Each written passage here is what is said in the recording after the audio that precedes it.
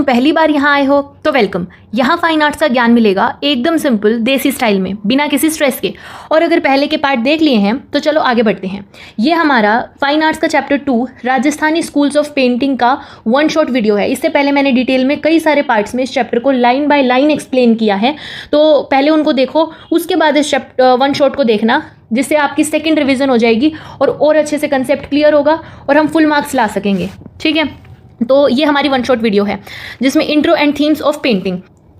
तो शुरुआत करते हैं बेसिक से।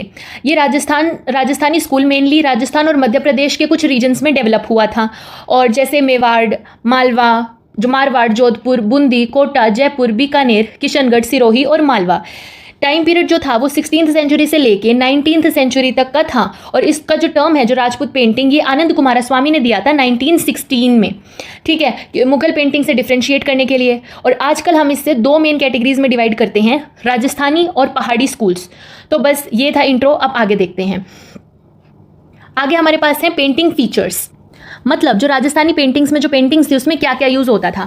तो सरफेस में वसली, जो कि हैंडमेड लेयर्ड पेपर होता है, मतलब मल्टीपल जो हैंडमेड पेपर लेयर्स होती हैं उनको लेयर बाय लेयर चिपकाकर इसको बनाते थे। और जो आउटलाइन होती थी वो पहले ब्लैक से या फिर ब्राउन इंक से उसको स्केच किया जाता था। ठीक है, और जो कलर्स हैं वो बिल्कुल प्योर नेचुरल पिगमेंट से कलर्स बनते थे, जैसे मिनरल, गोल्ड, सिल्वर। और जो ग्लू है उसको एज अ बाइंडर यूज करते थे, कि जो मिनरल्स वगैरह है इसका पाउडर बना के और उसको ग्लू में मिक्स करते थे एज बाइंडर, तो वो कलर बन जाता था।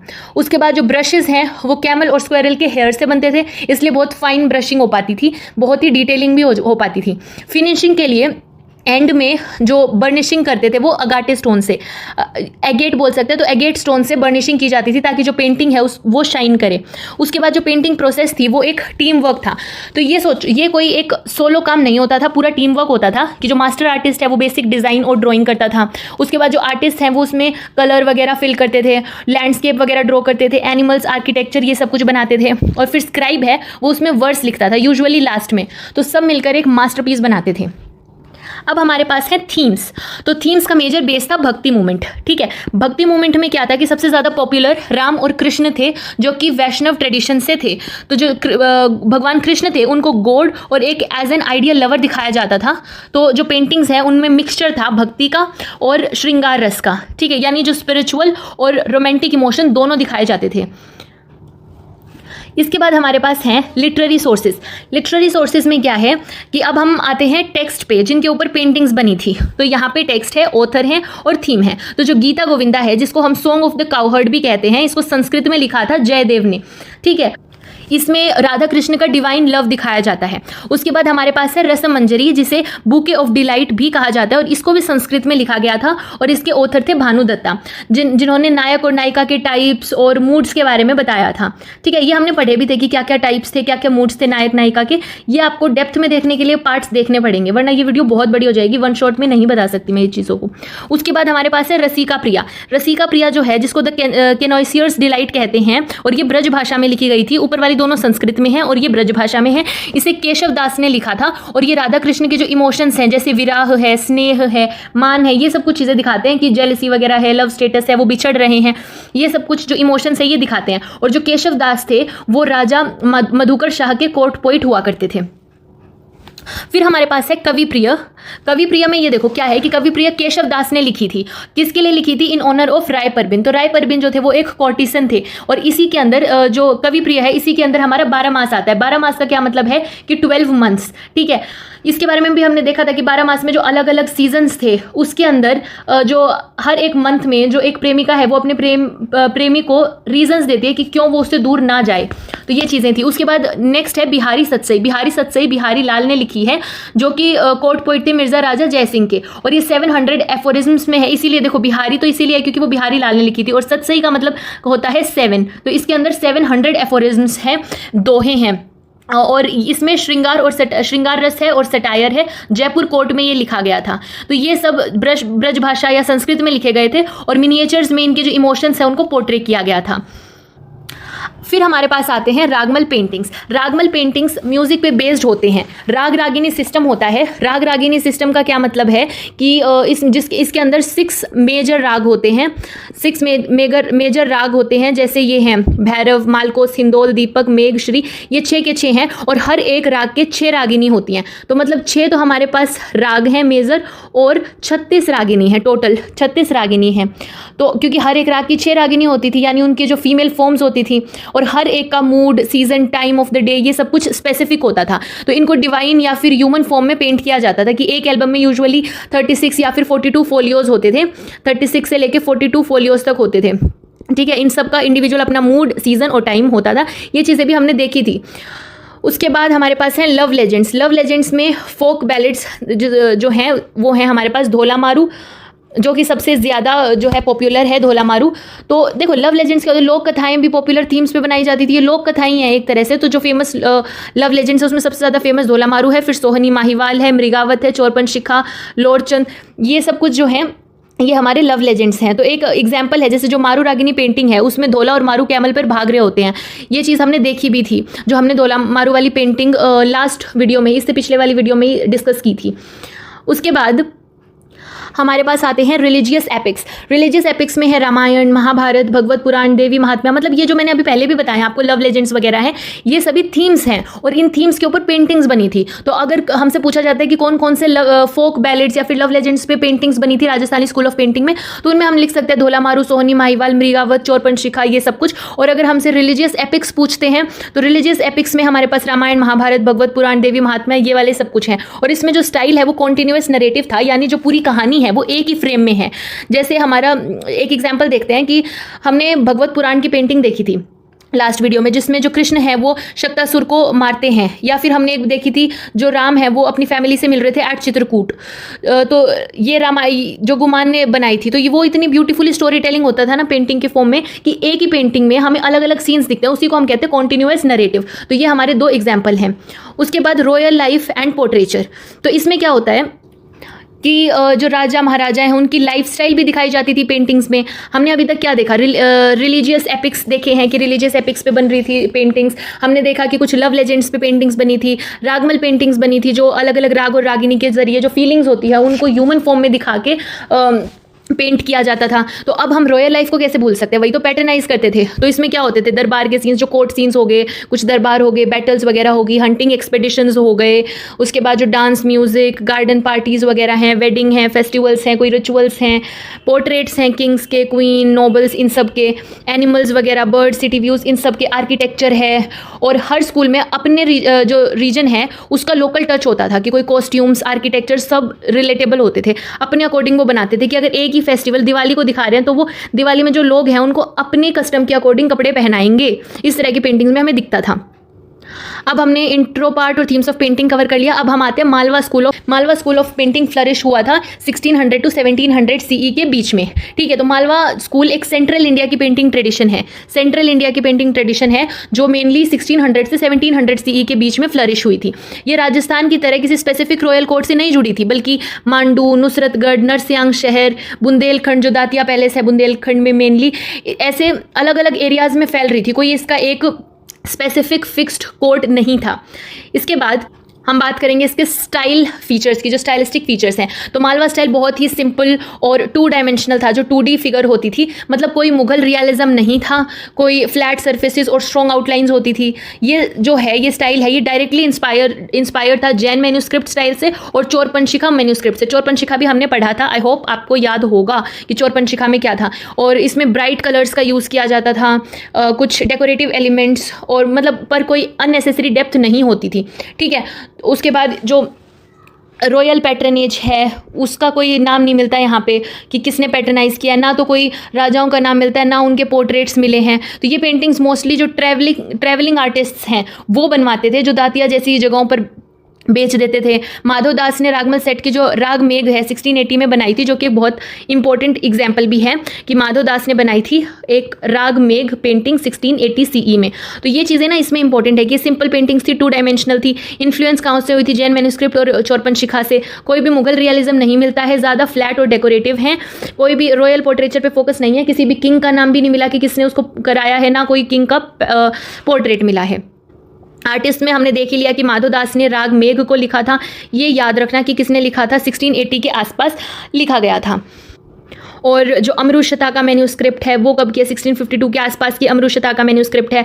दातिया पैलेस कलेक्शन जो बुंदेलखंड में था वो भी एक मेजर सोर्स है मालवा मिनिएचर्स का। तो ये सब चीज़ें हमें मालवा जो पेंटिंग ट्रेडिशन है उसके बारे में जो बताती हैं, जो एग्जाम्पल्स हैं। तो वो एग्जाम्पल्स में यही हैं कि माधव दास की पेंटिंग, फिर अमरुशता का मैन्यूस्क्रिप्ट और दातिया पैलेस का कलेक्शन। थीम्स वही टिपिकल इंडियन क्लासिक्स थे जो रामायण, भगवत पुराण, अमरुशता का, रसिका प्रिया, रागमल, बारहमास, यही सब कुछ थे। मालवा स्कूल में स्पिरिचुअलिटी और जो फोकलोर है उन दोनों का मिक्स मिलता है, लेकिन जो किंग या फिर दरबार सीन्स है वो नहीं मिलते हैं। वो हमें और स्कूल्स में मिलेंगे, लेकिन यहाँ पे कोर्ट सीन्स वगैरह नहीं है। ये पॉपुलर थीम्स है लेकिन रॉयल पैटर्न नहीं है। तो हो सकता है कि जो पेंटिंग्स है कोई ट्रैवलिंग आर्टिस्ट ने बनवाई हो और वो इन जगहों पर बेच जाते हों। उसके बाद अगर हम कंपैरिजन के लिए याद रखें वैसे तो मुगल स्कूल जो दिल्ली और आगरा में रियलिज्म के साथ रॉयल कोर्ट सीन्स बनाता था। रॉयल कोर्ट सीन्स बनते थे मुगल स्कूल में। डेक्कनी स्कूल में पर्शियन और जो लोकल इन्फ्लुएंस है वो डेवलप हुआ था। राजस्थानी स्कूल्स हर रीजन में अलग अलग स्टाइल लेकर आया था और पहाड़ी स्कूल हिल रीजन का जो लिरिकल रोमांटिज्म है वो शो करता था। लेकिन जो मालवा है उसका फोक फ्लैट स्टाइल था, फोक बेस था, मैन्यूस्क्रिप्ट से वो इंस्पायर्ड था। तो सेंट्रल इंडिया का जो असली आर्टिस्टिक फ्लेवर है वो हमें मालवा स्कूल में दिखता है। उसके बाद इसमें मिसिंग क्या है? वही चीज़ है कि कोई भी पैटर्न किंग्स नहीं थे, किसी ने पैटर्नाइज नहीं किया था। कोई भी हमें कोर्ट के किंग के या उसके कोर्टिसंस के फैमिली मेंबर्स के पोर्ट्रेट्स नहीं मिले हैं। बहुत कम मुगल इन्फ्लुएंस है, वो भी हमें मुराल्स में है जो कि वॉल पे पेंटिंग्स बनते थे, लेकिन जो पेपर है उस पर हमें मुगल इन्फ्लुएंस नहीं दिखता है।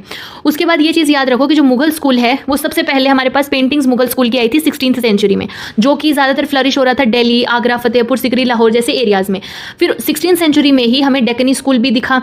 डेक्कनी स्कूल की अहमदनगर, बीजापुर, गोलकोंडा, हैदराबाद, यहाँ वो फ्लरिश हुआ था। फिर हमें लेट 16th सेंचुरी और अर्ली 17th सेंचुरी के आसपास राजस्थानी स्कूल दिखा था और फिर लेट 17th से अर्ली 18th सेंचुरी के आसपास पहाड़ी स्कूल दिखा था। तो यहाँ पे मालवा स्कूल भी खत्म हो गया। अब हम मेवाड़ स्कूल ऑफ पेंटिंग देखते हैं। तो Mewar school of painting Rajasthan के उदयपुर रीजन में डेवलप हुआ था।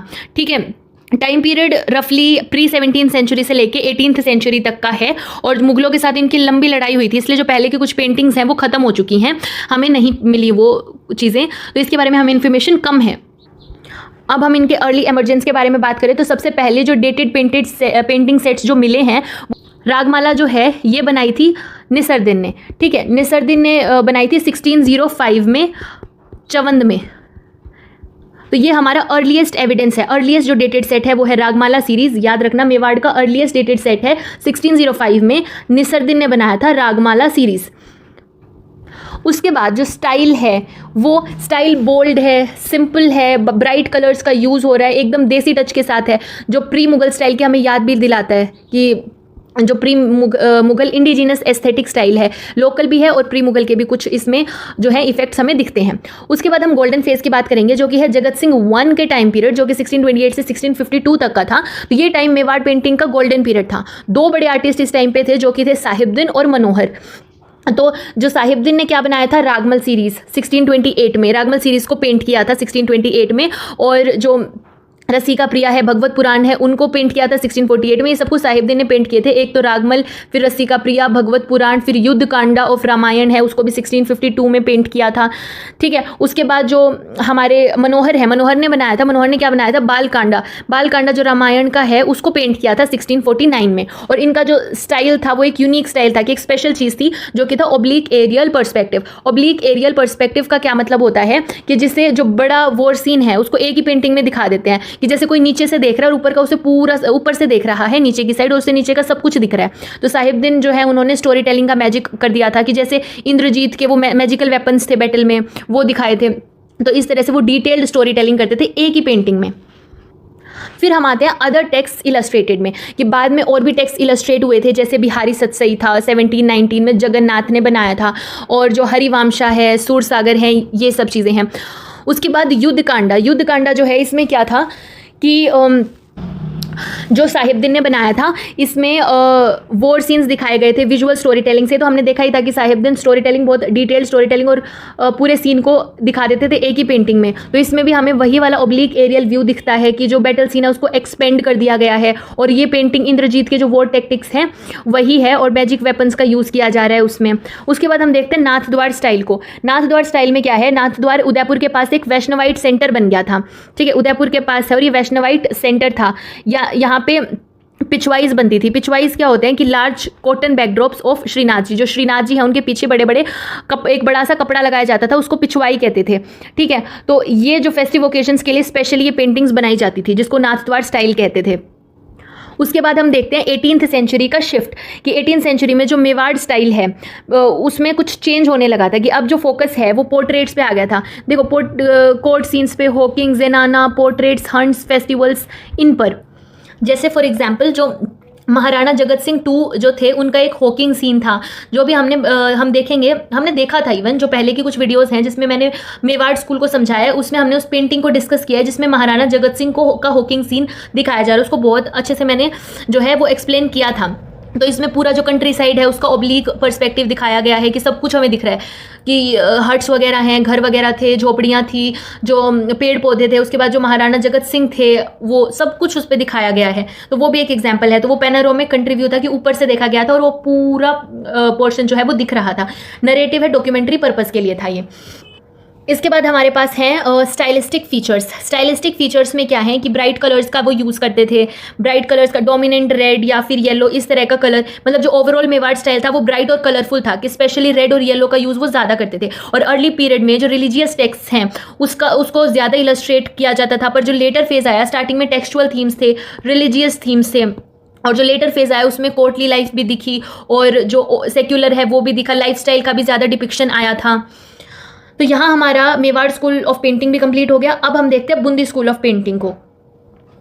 तो बूंदी की जो पेंटिंग्स थी उनकी खास बात ये थी कि उनका ब्राइट कलर पैलेट था, वो फाइनली डिटेल्ड काम करते थे और एक नेचुरल फील आता था। मतलब जैसे जंगल्स, हिल्स, लेक्स, एनिमल्स, सब कुछ इतना ब्यूटीफुली दिखाया गया था, ठीक है। और जो पोर्ट्रेट्स हैं उसके अंदर पोर्ट्रेट्स में एलिफेंट्स और हॉर्सेस का डिपिक्शन भी था, वो भी अनबीटेबल होता था। और जो वुमेन फिगर्स थी उनकी भी एक फिक्स्ड ब्यूटी स्टैंडर्ड होता था, कि पेटाइट बॉडीज़ हैं, राउंड फेस हैं, शार्प फीचर्स हैं।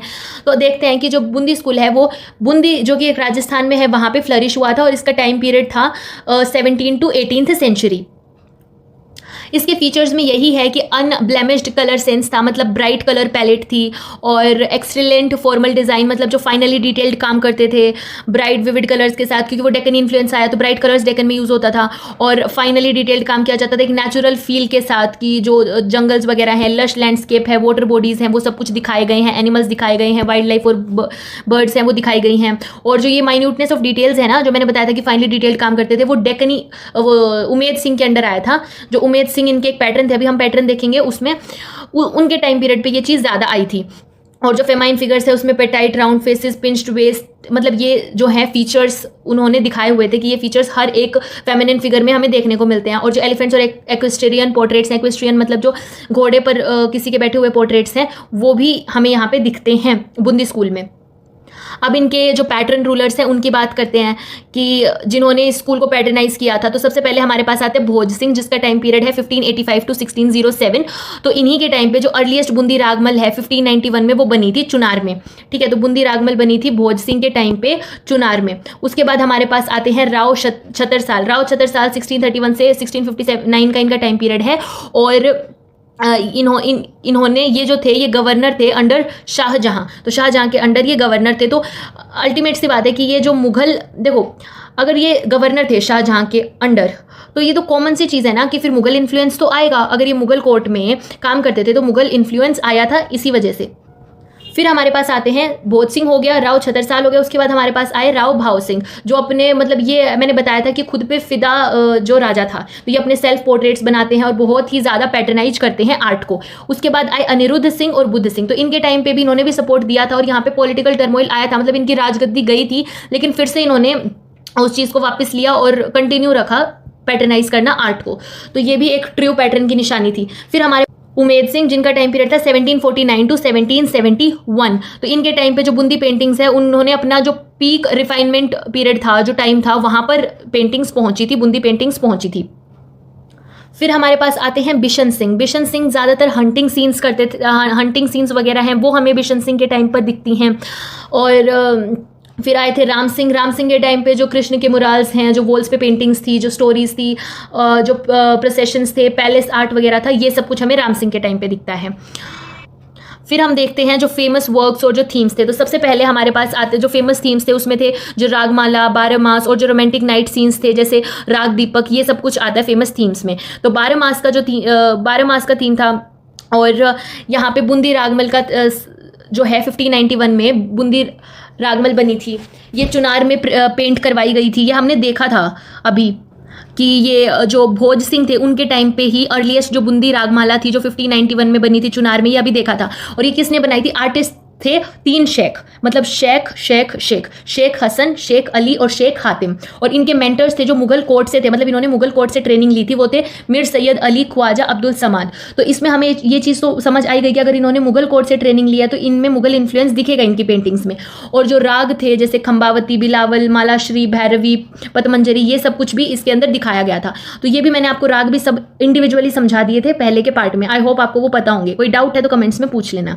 उसके बाद हमारे पास राग दीपक। राग दीपक में क्या है कि नाइट सीन दिखाया गया है एक अपनी बिलव्ड के साथ, ठीक है। इसमें ह्यूमन शेप्ड लैम्प होल्डर्स थे जो कि 4 थे, हमने देखा था पेंटिंग में जब हमने पेंटिंग को समझा था। और जो मून और स्टारलिट स्काई दिख रहा है। और इसमें क्या था कि जो पेंटिंग है वो तो कंप्लीट हो गई थी, और हमें ये लग रहा है कि जब पेंटिंग कंप्लीट होती थी उसके बाद स्क्राइब अपना काम करता था, वर्स लिखता था उसके ऊपर, पर इस पर वर्स नहीं लिखा गया है, तो वो पेंटिंग शायद कभी कंप्लीट हुई ही ना हो। उसके बाद हमारे पास आता है 12 मास का थीम। 12 मास के थीम में क्या है कि ये 12 महीनों का एक एटमॉस्फेयर डिस्क्राइब करता है, जो कि कवि प्रिय से ही लिया गया है, जो राय परवीन के लिए लिखी गई थी। कवि प्रिय किसने लिखी थी वो मैंने आपसे पूछा था, आप लिखी दोगे कमेंट्स में आई थिंक। राय परवीन के लिए लिखी गई थी। और एक नाम देखो इसमें कविप्रिय, मैंने लिखा हुआ है ये तो, कविप्रिय ने, केशव दास ने लिखी थी कविप्रिय 12 मास। और उसके बाद 12 मंथ्स के जो मूड हैं उसको 12 मास डिस्क्राइब करता है, जो अभी अभी मैंने बताया भी था। और इसको बहुत बार पेंट किया गया है बूंदी स्टाइल में। तो हो सकता है ये उनका फेवरेट टॉपिक रहा हो, फेवरेट थीम रही हो। उसके बाद हम इनके यूनिक फीचर्स की बात करते हैं कि स्कूल की एक और खास बात थी कि इस जो मुराल पेंटिंग्स हैं वो पैलेस में मुराल पेंटिंग्स लगी हुई थी। बहुत बड़ी बड़ी पेंटिंग्स जो हैं वो इनके पैलेस में लगी हुई थी। लेट फेज में हमें ये देखने को मिलता है। और जो चित्रशाला थी, चित्रशाला क्या था कि पेंटिंग गैलरी, जो बूंदी पैलेस की जो पेंटिंग गैलरी थी उसको ये कहते थे चित्रशाला, ठीक है। उसके बाद जहाँ पे बहुत सारी पेंटिंग्स, मैन्यूस्क्रिप्ट्स, ये सब कुछ लगाया जाता था। और जो बूंदी और कोटा स्कूल्स हैं, बूंदी और कोटा स्कूल्स हैं, इन दोनों में ही काफ़ी सिमिलैरिटी थी। स्पेशली जो नेचर डिपिक्शन था जैसे लेक्स, बर्ड्स, एनिमल्स, इनमें सुपर डिटेलिंग करते थे ये। तो ये दोनों में सिमिलैरिटी थी। और ये चीज़ मैंने आपको बताई भी थी कि पहले बूंदी स्कूल एक ही था, मतलब बूंदी जो एक रीजन है वो एक ही था, पर बाद में इसको अलग किया गया था, जहांगीर के द्वारा कोटा बना दिया गया था। तो ये चीज़ बताई थी मैंने कि कोटा बाद में बना था। फिर हमारे पास आता है कोटा स्कूल ऑफ पेंटिंग। तो कोटा स्कूल ऑफ पेंटिंग में क्या है कि ओरिजिन और बैकग्राउंड देखते हैं। कोटा स्कूल कैसे बना था वो मैंने अभी आपको बताया था और अभी थोड़ा सा फिर से बता दूंगी। तो ये जो कोटा स्कूल था ये बूंदी का ही एक ऑफशूट था कि कोटा पेंटिंग की शुरुआत हुई थी 1660s के अराउंड, ठीक है। सेपरेशन कब हुआ था 1625 का, लेकिन स्कूल एक्टिव कब हुआ था 1660s के आसपास। तो जब जहांगीर ने बूंदी को 2 पार्ट्स में बांट दिया था, मधु सिंह कौन थे? राव रतन सिंह के बेटे थे, ठीक है। मधु सिंह थे राव रतन सिंह के बेटे, ये चीज़ भी हमने देखी थी। तो ये जो है वो कोटा के रूलर बनते हैं सबसे पहले, जो मधु सिंह है। तो इन्हीं के अंडर जो कोटा पेंटिंग है उनका बेस बना था। और इनके जो शुरुआत में कोटा पेंटिंग बिल्कुल बूंदी जैसी लगती थी, ठीक है। इसमें कुछ भी अलग नहीं था, सेम कॉम्पोजिशंस कॉपी की जाती थी। पर धीरे धीरे जगत सिंह के टाइम में कोटा ने अपनी जो अलग पहचान है वो बनानी शुरू कर दी थी। तो जो जगत सिंह थे उनके टाइम पर ही अपनी एक अलग पहचान बनानी शुरू की थी कोटा स्कूल ने, वरना पहले तो सेम ही था, क्योंकि सेम जगह से निकले हैं ना, तो अचानक से चेंज नहीं होगा। धीरे धीरे इन्होंने अपनी इंडिविजुअल पहचान बनाई थी। तो कोटा की जो सबसे बड़ी पहचान थी वो थी हंटिंग सीन्स, शिकार, ठीक है। रॉयल हंटिंग सीन्स हैं, wild animals, action packed scenes वगैरह जो होते थे, एनिमल चेज वगैरह, वाइल्ड लाइफ डिपिक्शंस हैं। जो फिगर्स हैं वो बहुत बोल्ड होती थी, बोल्ड लाइंस के साथ। एनिमल्स को एक्सप्रेसिव बनाया जाता था, एनिमल ज़्यादा बनाए जाते थे, उनको एक्सप्रेसिव बनाते थे। और एक खास चीज़ थी वो थी डबल लिड आई। तो डबल लिड आई का कंसेप्ट भी यहाँ पे होता था।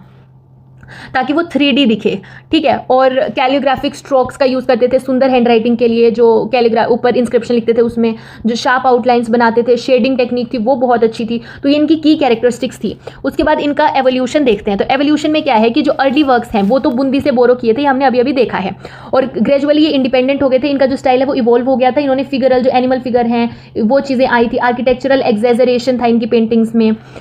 उमेद सिंह जिनका टाइम पीरियड था 1749 टू 1771, तो इनके टाइम पे जो बूंदी पेंटिंग्स है उन्होंने अपना जो पीक रिफाइनमेंट पीरियड था, जो टाइम था, वहाँ पर पेंटिंग्स पहुँची थी, बूंदी पेंटिंग्स पहुँची थी। फिर हमारे पास आते हैं बिशन सिंह। बिशन सिंह ज़्यादातर हंटिंग सीन्स करते थे, हंटिंग सीन्स वगैरह हैं वो हमें बिशन सिंह के टाइम पर दिखती हैं। और फिर आए थे राम सिंह। राम सिंह के टाइम पे जो कृष्ण के मुराल्स हैं, जो वॉल्स पे पेंटिंग्स थी, जो स्टोरीज थी, जो प्रोसेशंस थे, पैलेस आर्ट वगैरह था, ये सब कुछ हमें राम सिंह के टाइम पे दिखता है। फिर हम देखते हैं जो फेमस वर्क्स और जो थीम्स थे। तो सबसे पहले हमारे पास आते जो फेमस थीम्स थे उसमें थे जो रागमाला, 12 मास और जो रोमांटिक नाइट सीन्स थे जैसे राग दीपक, ये सब कुछ आता है फेमस थीम्स में। तो 12 मास का जो 12 मास का थीम था, और यहाँ पे बूंदी रागमल का जो है 1591 में बूंदी रागमल बनी थी। ये चुनार में पेंट करवाई गई थी। ये हमने देखा था अभी कि ये जो भोज सिंह थे उनके टाइम पे ही अर्लीस्ट जो बूंदी रागमाला थी जो 1591 में बनी थी चुनार में, ये अभी देखा था। और ये किसने बनाई थी? आर्टिस्ट थे 3 शेख, मतलब शेख हसन, शेख अली और शेख हातिम। और इनके मेंटर्स थे जो मुगल कोर्ट से थे, मतलब इन्होंने मुगल कोर्ट से ट्रेनिंग ली थी, वो थे मीर सैयद अली ख्वाजा अब्दुल समाद। तो इसमें हमें ये चीज़ तो समझ आई गई कि अगर इन्होंने मुगल कोर्ट से ट्रेनिंग लिया तो इनमें मुगल इन्फ्लुएंस दिखेगा इनकी पेंटिंग्स में। और जो राग थे जैसे खंबावती, बिलावल, मालाश्री, भैरवी, पतमंजरी, ये सब कुछ भी इसके अंदर दिखाया गया था। तो ये भी मैंने आपको राग भी सब इंडिविजुअली समझा दिए थे पहले के पार्ट में। आई होप आपको वो पता होंगे। कोई डाउट है तो कमेंट्स में पूछ लेना। उसके बाद हमारे पास है राग दीपक। राग दीपक में क्या है कि नाइट सीन दिखाया गया है एक अपनी बिलव्ड के साथ, ठीक है। इसमें ह्यूमन शेप्ड लैम्प होल्डर्स थे जो कि 4 थे, हमने देखा था पेंटिंग में जब हमने पेंटिंग को समझा था। और जो मून और स्टारलिट स्काई दिख रहा है। और इसमें क्या था कि जो पेंटिंग है वो तो कंप्लीट हो गई थी, और हमें ये लग रहा है कि जब पेंटिंग कंप्लीट होती थी उसके बाद स्क्राइब अपना काम करता था, वर्ड्स लिखता था उसके ऊपर, पर इस पर वर्ड्स नहीं लिखा गया है, तो वो पेंटिंग शायद कभी कंप्लीट हुई ही ना हो। उसके बाद हमारे पास आता है 12 मास का थीम। 12 मास के थीम में क्या है कि ये 12 महीनों का एक एटमॉस्फेयर डिस्क्राइब करता है जो कि कवि प्रिय से ही लिया गया है, जो राय परवीन के लिए लिखी गई थी। कवि प्रिय किसने लिखी थी वो मैंने आपसे पूछा था, आप लिखी दोगे कमेंट्स में आई थिंक। राय परवीन के लिए लिखी गई थी। और एक नाम देखो इसमें कविप्रिय, मैंने लिखा हुआ है ये तो, कविप्रिय ने, केशव दास ने लिखी थी कविप्रिय 12 मास। और उसके बाद 12 मंथ्स के जो मूड हैं उसको 12 मास डिस्क्राइब करता है, जो अभी अभी मैंने बताया भी था। और इसको बहुत बार, मतलब बहुत बार पेंट किया गया है बूंदी स्टाइल में, तो हो सकता है ये उनका फेवरेट टॉपिक रहा हो, फेवरेट थीम रही हो। उसके बाद हम इनके यूनिक फीचर्स की बात करते हैं कि स्कूल की एक और खास बात थी कि इस जो मुराल पेंटिंग्स हैं, वो पैलेस में मुराल पेंटिंग्स लगी हुई थी, बहुत बड़ी बड़ी पेंटिंग्स जो हैं वो इनके पैलेस में लगी हुई थी। लेट फेज में हमें ये देखने को मिलता है। और जो चित्रशाला थी, चित्रशाला क्या था कि पेंटिंग गैलरी, जो बूंदी पैलेस की जो पेंटिंग गैलरी थी उसको ये कहते थे चित्रशाला, ठीक है। उसके बाद जहाँ पे बहुत सारी पेंटिंग्स, मैन्यूस्क्रिप्ट्स, ये सब कुछ लगाया जाता था।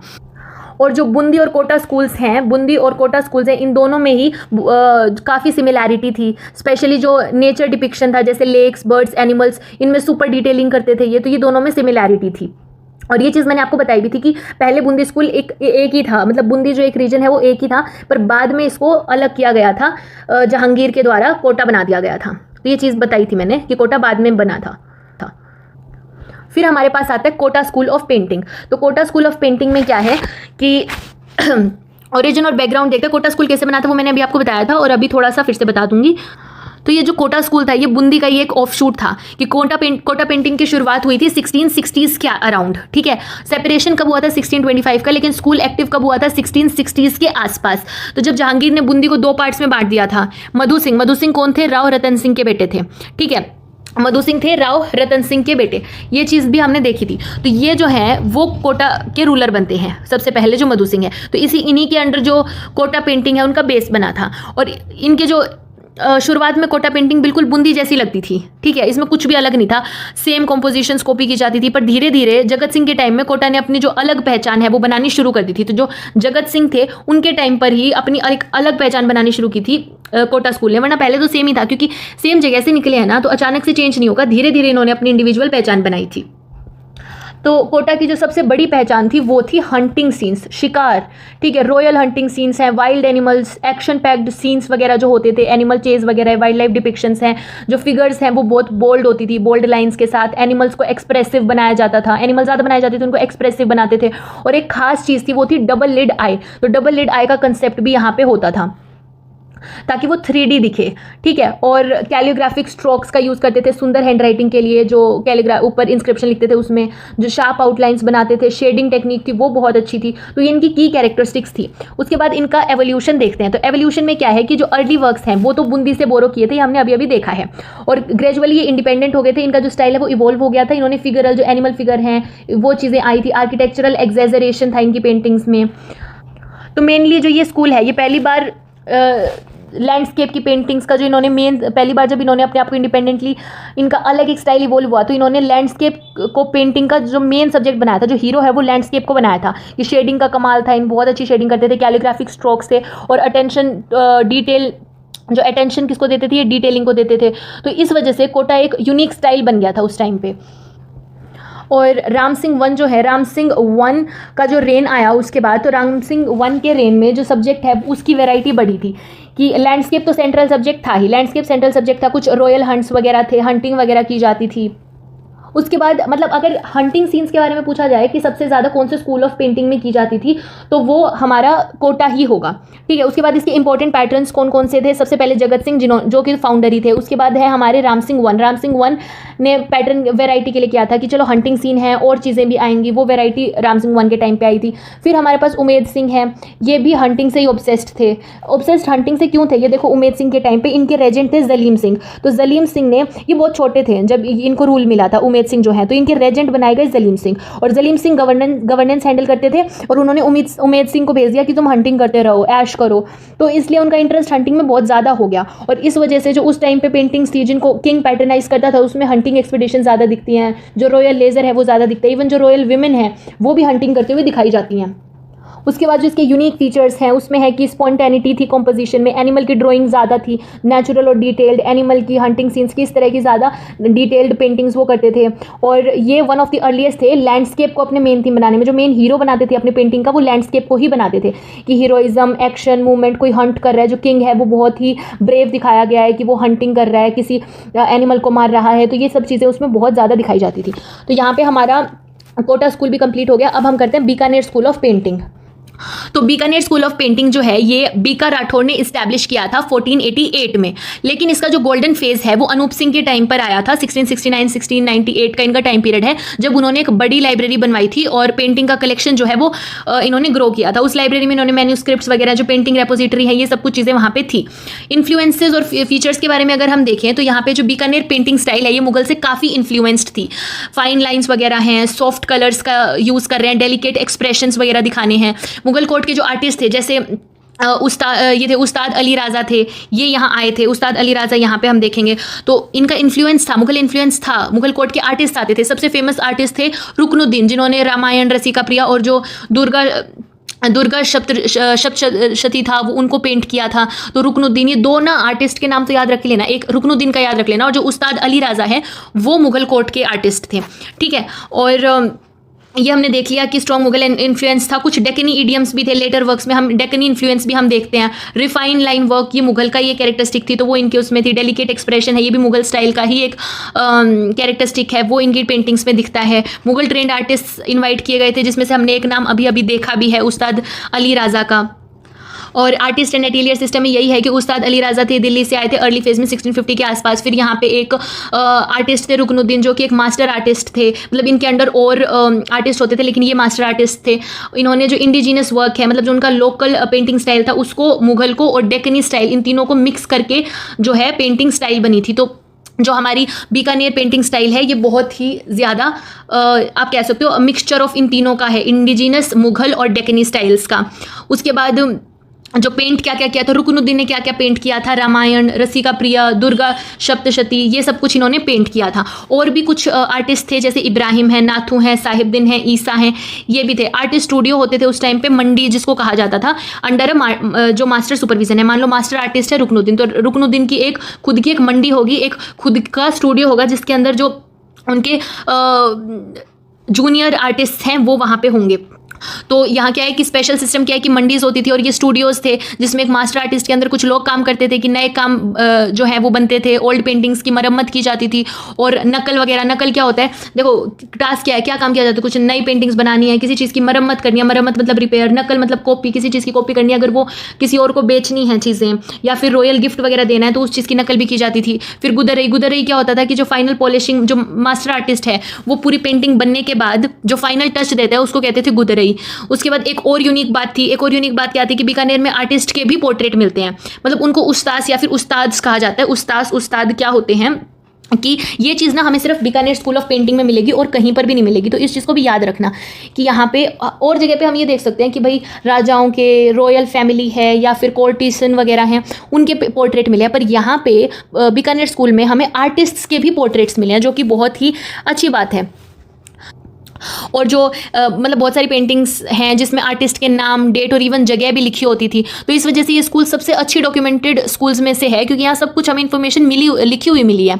और इब्राहिम के जो काम हैं वो 2 काम थे इनके, तो उनके काम मतलब काम छोड़ो कि जो इब्राहिम के काम है ना उनको भी मत भूलना, क्योंकि क्या है ड्रीमी जो सॉफ्ट फिगर्स थी, मॉडल्ड फेसेस थे, ये सब कुछ चीज़ें थी। इस तरह से इब्राहिम बनाते थे जो पेंटिंग्स हैं, ड्रीमी सी बना दी, सॉफ्ट फिगर्स, कुछ मॉडल्ड फेसेस बना दिए जो बीकानेर स्टाइल को हाईलाइट करता है। तो इस तरह की चीज़ें हैं। तो शॉर्ट में यही है कि जो बीकानेर स्कूल है उस पर मुगल इन्फ्लुएंस था, सॉफ्ट टोन थी, जो वेल डॉक्यूमेंटेड थे, ये स्टूडियो सिस्टम था जिसको हम मंडी कहते थे, और आर्टिस्ट के पोर्ट्रेट भी मिलते थे। तो ये एग्जाम के लिए सब कुछ इंपॉर्टेंट है।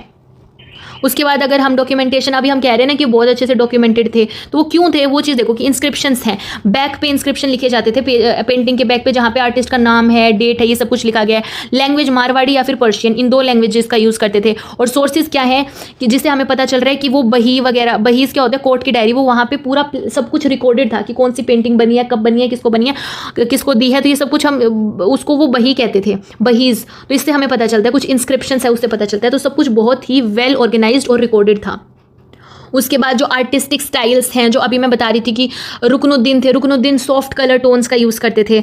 Soft colour tones Mughal influence से आया है, वहाँ पे ज़्यादा सॉफ्ट कलर टोन्स का यूज़ करते हैं। तो रुकनुद्दीन ये करते थे। इब्राहिम जो है वो ड्रीमी सा, डेंटी फिगर्स हैं, मॉडल्ड फेसेस हैं, इस तरह की चीज़ों को करते थे। और जो इब्राहिम का स्टूडियो था उसमें क्या क्या चीज़ें पेंट हुई थी, जैसे 12 मास तो लगभग हर एक में पेंट किया गया है, रागमाला भी हर एक में पेंट की गई है, रसीका प्रिया है। तो ये तीनों चीज़ें इब्राहिम के स्टूडियो में पेंट की गई थी। तो यहाँ पे हमने बीकानेर स्कूल ऑफ पेंटिंग भी कवर कर लिया। अब हम चलते किशनगढ़ स्कूल ऑफ पेंटिंग पर।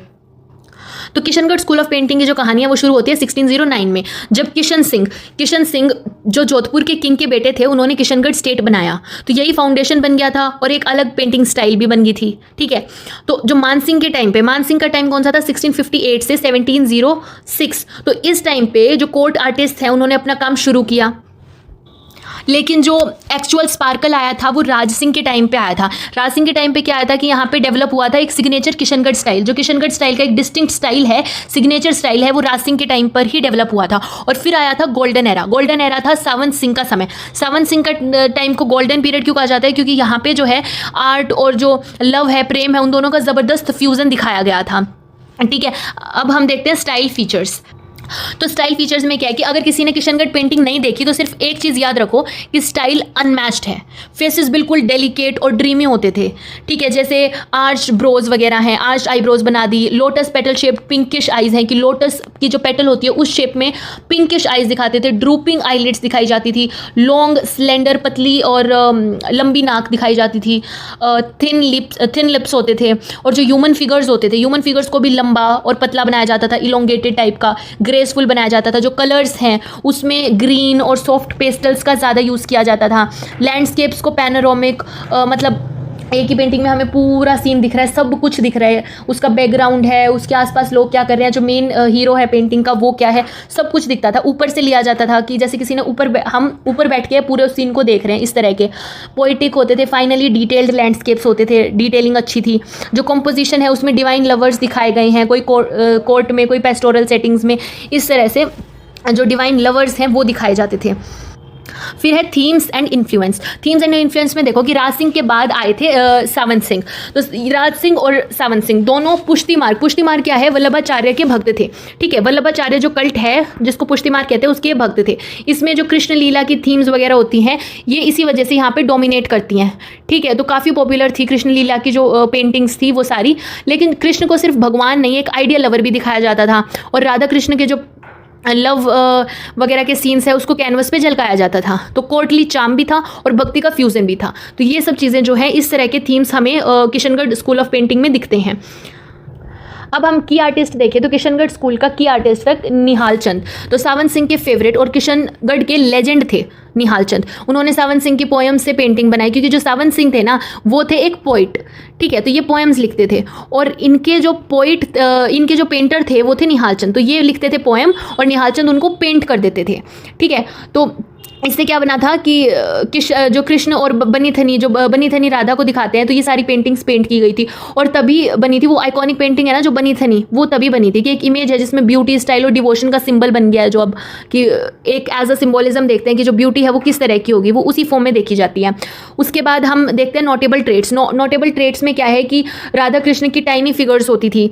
ठीक है, और उसको बैकड्रॉप में ह्यूज पैनोरामिक सीन्स में दिखाया जाता था कि राधा कृष्ण की फिगर्स तो छोटी छोटी हैं, लेकिन जो बैकड्रॉप है वो बहुत ही ज़्यादा मतलब पैनोरामिक सीन्स में दिखाया जाता था कि सब कुछ दिख रहा है हमें, ड्रीमी फील्ड्स भी दिख रही हैं, हमें क्लाउड्स भी दिख रहे हैं, मंदिर वगैरह भी दिख रहे हैं, सब कुछ दिखता था। और इस स्टाइल का जो एसेंस था वो था रोमांस प्लस स्पिरिचुअलिज्म।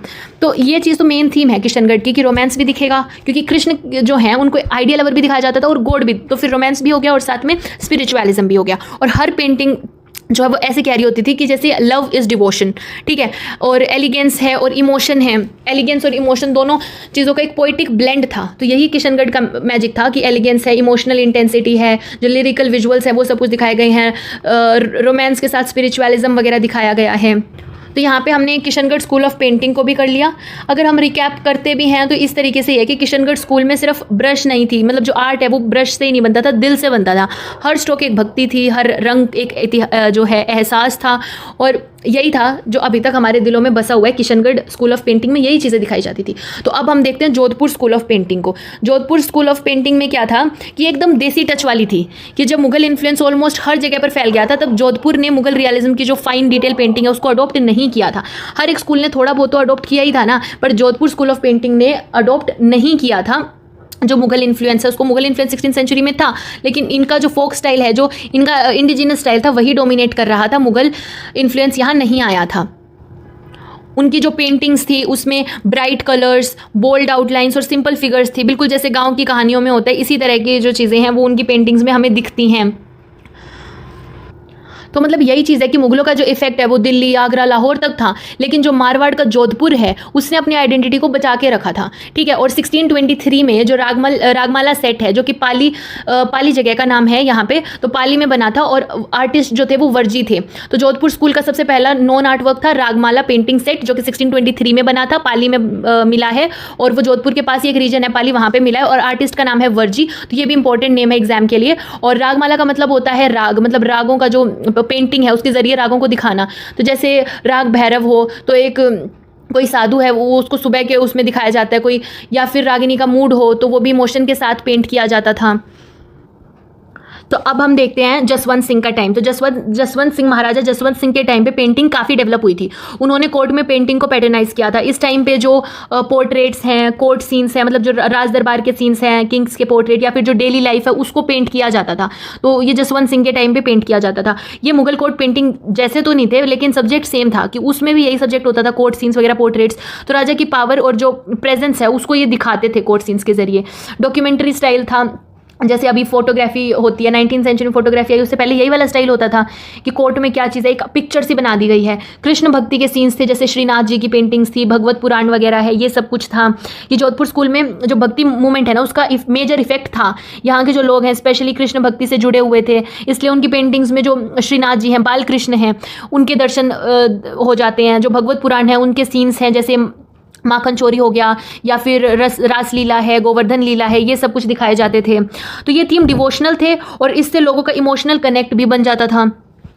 उसके बाद हमारे पास है, अभी देखो जसवंत सिंह का हमें कैसे पता है, वहाँ पोर्ट्रेट्स बहुत बनते थे क्योंकि अभी भी कुछ पोर्ट्रेट सर्वाइव करते हैं, हमें मिले हैं। उसके बाद हमारे पास टाइम पीरियड आता है अजीत सिंह का 1679 टू 1724। तो जसवंत सिंह के बाद उनके जो बेटे हैं अजीत सिंह, उनका टाइम आया और इनका टाइम बहुत मुश्किलों से आया था, मतलब 25 ईयर्स की इनकी वॉर चली थी, मुगल वॉर जो थी। और इस वॉर में जो उनके सपोर्टर थे जिनकी वजह से ये जीते थे वो थे दुर्गादास, वीर दुर्गादास राठौर। तो इनकी जितनी भी पेंटिंग्स हैं इनके टाइम पे, उस पे जो हीरो दिखाया जाता है वो वीर दुर्गादास राठौर को ही दिखाया जाता है। तो विक्ट्री के बाद जोधपुर में और भी ज़्यादा जो इंडिपेंडेंस और सेल्फ प्राइड के साथ अपनी पेंटिंग्स बनाई जाती थी, तो मोस्टली हीरोइक और रॉयल थीम्स पे ही बनाई जाती थी, जिसमें हीरो जो थे वो वीर दुर्गादास राठौर थे, जिनके एक्वेस्ट्रियन पोर्ट्रेट्स बनाए जाते थे, मतलब उनको घोड़े पे दिखाया जाता था। तो यही इनका मेन थीम ना अजीत सिंह के टाइम पे यही था कि दुर्गादास को एक्वेस्ट्रियन पोर्ट्रेट्स में दिखाया जाता था। तो फिर हम देखते हैं मानसिंह का टाइम। तो ये लास्ट इनोवेटिव फेज था मानसिंह का जो टाइम था। तो यहाँ पे पेंटिंग्स जो थी वो सिर्फ भक्ति या फिर पॉलिटिक्स तक सीमित नहीं थी, राजनीति तक सीमित नहीं थी। जोधपुर स्कूल में नई जो कथाएं हैं और जो नए शास्त्र कहानियाँ थी उनका विजुअल बनाया गया, जैसे रामायण है, तो जटायु युद्ध है, लंका दहन था, ये सब कुछ इन पे पेंटिंग्स बना दी गई। देखो ये अयोध्या, रामायण की अगर पेंटिंग बना रहे हैं तो अयोध्या का सीन डिपिक्ट करते थे, लेकिन उसमें जो सिटी स्केप था वो जोधपुर का होता था, कि जोधपुर के ही जो है मान लो क्लोथिंग है वो जोधपुर की होगी, कोई बिल्डिंग वगैरह है, कोई बैकग्राउंड है, सब कुछ जोधपुर स्टाइल में ही होता था। उसके बाद धोला मारू है, जो लोक कथा है, लव स्टोरी है मारू प्रिंसेस की, धोला प्रिंस और मारू प्रिंसेस की, उस पर पेंटिंग्स बनी। पंचतंत्र पे बनी थी 1804 में, जो जानवरों के जरिए मोरल कहानियाँ होती हैं पंचतंत्र, उन पे। उसके बाद जो शिव पुराण है, शिव जी के रूप की जो और जो स्टोरीज़ हैं उन सब पे पेंटिंग्स बनाई गई। तो इन सब से Jodhpur painting story telling art भी बन गया था, ठीक है। उसके बाद हमारे पास एक है कि जोधपुर के जो रूलर्स थे उन्होंने एक और इम्पोर्टेंट ग्रुप को सपोर्ट किया था, जो कि था नाथ संप्रदाय, ठीक है। नाथ संप्रदाय को, ये एक शिव भक्ति सेक्ट था। योगी लोग जो थे वो इंटेंस तपस्या और जो स्पिरिचुअलिटी में विश्वास रखते थे, तो उनके लिए बनाया गया था ये नाथ चरिता सीरीज, ठीक है। नाथ चरिता सीरीज 1824 की, जिसमें उनके गुरु, योगी और जो लीलाएं चित्र मतलब जो होते हैं ना पेंटिंग के फॉर्म में बनाए जाते थे, किनके लिए, जो स्पिरिचुअलिटी और तपस्या करते थे जो योगी लोग, उनके लिए। तो ये रिलीजियस पेंटिंग भी जो राज पैटर्नेज से बनी थी, मान लो राज पैटर्नेज का मतलब है कि जो रूल कर रहा था उस टाइम पे वो उसको पैटर्नाइज करता था, तो इसलिए ये भी इंपॉर्टेंट होती थी। तो नाथ संप्रदाय की पेंटिंग्स बनी, नाथ चरिता की पेंटिंग्स बनी, किसके लिए बनी थी, नाथ गुरु वगैरह, योगी वगैरह, वो सब कुछ इसमें दिखाए जाते थे कि वो इंटेंस तपस्या कर रहे हैं। और ये वाले जो भी थे कि रामायण, धोला मारू, ये चीज़ें थी, इसके अंदर वो अपना जोधपुर सिटी स्केप कैसे दिखाते थे कि अपने बाजार वगैरह, कॉस्ट्यूम है, आर्किटेक्चर है, वो सब कुछ जोधपुर का होता था, बस स्टोरी ली जाती थी, बाकी सब कुछ जो है एलिमेंट्स हैं वो सारे जोधपुर के ही होते थे। तो अगर अब हम इंस्क्रिप्शंस की बात करें तो इस इंस्क्रिप्शंस में मिनिमल इन्फॉर्मेशन मिलती है, कि बहुत सी जो जोधपुर पेंटिंग्स हैं उन पे इंस्क्रिप्शन नहीं लिखा होता, या फिर अगर लिखा होता है तो बहुत ही ज़्यादा मिनिमल होता है, कि सीन का नाम या फिर जो उसमें आर्टिस्ट है या प्लेस है या सीन का नाम है, कोई देवता है। यहाँ पर हमारा जोधपुर स्कूल ऑफ पेंटिंग खत्म हो गया। अब हम अपने लास्ट स्कूल ऑफ पेंटिंग को देखते हैं, जो कि है जयपुर स्कूल ऑफ पेंटिंग। तो सबसे पहले बात कर लेते हैं जयपुर स्कूल के ओरिजिन की। तो इसका ओरिजिन अम्बेर में हुआ था, जो जयपुर की जो पहली कैपिटल थी, ठीक है। जयपुर की पहली कैपिटल थी अम्बेर, तो वहीं पे इनका ओरिजिन हुआ था। और जो जयपुर स्कूल पर मुगल इन्फ्लुएंस काफ़ी ज़्यादा था, कि मुगल्स का इन्फ्लुएंस, क्योंकि आगरा जो है, दिल्ली जो है वो पास थे, तो और वो मुगल सेंटर्स थे, इस वजह से। तो एक इंपॉर्टेंट पॉलिटिकल अलायंस भी बना था जयपुर के साथ, जो कि था राजा भरमल ने अपनी जो बेटी है उसकी शादी अकबर से करवाई थी, ठीक है। राजा भरमल की जो डॉटर थी उनकी और अकबर की, इन दोनों की मैरिज अलायंस हुई थी, तो ये भी एक पॉलिटिकल अलायंस हो गया। उसके बाद फिर उनके जो नोबल्स थे, जैसे भगवंत दास थे और जो मान सिंह थे, ये इनके जो नोबल्स थे, ये भी मुगल कोर्ट में इंपॉर्टेंट पोजीशंस पे रहे थे, ठीक है। और बाद में जो सवाई जयसिंह है, उन्होंने भी 1727 में जयपुर को अपनी कैपिटल बनाया था, और दिल्ली से काफ़ी सारे पेंटर्स बुलाए गए थे। तो इससे जयपुर एक इंपॉर्टेंट आर्ट सेंटर बन गया था, और जो मुगल इन्फ्लुएंस है वो भी इन पर बहुत ज़्यादा हो गया था, क्योंकि बहुत सारे पॉलिटिकल रिलेशंस इनके थे, मैट्रिमोनियल अलायंसेस भी थी। और इनकी जो, अगर हम ज्योग्राफिकली देखें तो भी ये दिल्ली के बहुत पास थे।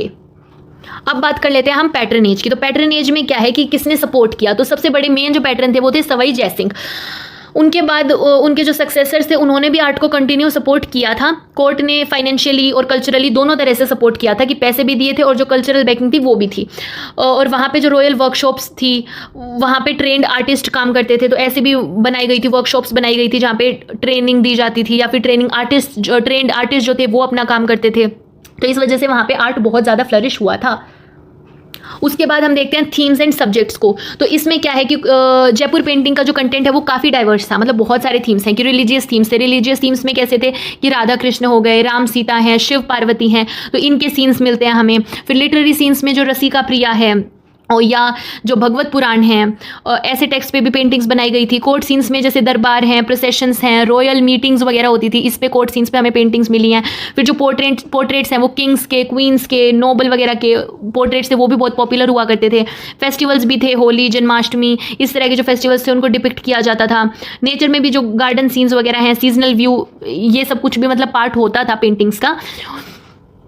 अब हम स्टाइल एंड कैरेक्टरिस्टिक्स की बात कर लेते हैं कि जयपुर स्कूल का जो स्टाइल फ्यूजन था वो क्या था, मुगल प्लस राजपूत स्टाइल था। कि मुगल इन्फ्लुएंस तो था ही और राजपूत तो रहेगा ही, इंडिजिनस जो स्टाइल है वो मिक्स था। आउटलाइंस बहुत ही फाइन और ब्लैक आउटलाइंस का यूज़ किया जाता था, और जो कलर्स हैं वो ब्राइट और नेचुरल पिगमेंट्स जैसे कि स्टोन और मिनरल से बनते थे। ये तो हमने बिल्कुल स्टार्टिंग में इंट्रोडक्शन एंड थीम्स में जो common Rajasthani school of painting के जो फीचर्स थे वही फीचर्स हैं। बॉर्डर्स थे वो फ्लोरल और गोल्डन मोटिव्स के जो होते हैं वो बॉर्डर्स बनाए जाते थे। फेसेस को ओवल शेप में बनाया जाता था। आइज़ हैं उनको एलमंड शेप में बनाया जाता था। नोज़ को शार्प बनाते थे। ये एक इनका टिपिकल स्टाइल था। जो कॉस्ट्यूम्स हैं वो मुगल और राजपूत का मिक्स होता था। जो कॉस्ट्यूम्स है जैसे अंग रखा होता है या फिर पगड़ी वगैरह होती हैं, ये सब चीज़ें हैं। बैकग्राउंड में पैलेसेस हैं, पेविलियन वगैरह हो गए, राजपूत आर्किटेक्चर हो गया, ये सब कुछ चीज़ें थी। नेचर के एलिमेंट्स में बर्ड्स, रिवर्स, ट्रीज, फ्लावर्स, ये सब कुछ हमें मिल रहा था। उसके बाद अगर कॉम्पोजिशन की बात करें तो सिमेट्रिकल और डेकोरेटिव लेआउट होता था। जो लेआउट है वो बिल्कुल सिमेट्रिकल होगा और डेकोरेट किया जाता था। जो फॉर्मेट है वो मिनिएचर होता था, मतलब जो पेंटिंग्स है वो बहुत छोटे साइज़ की होती थी।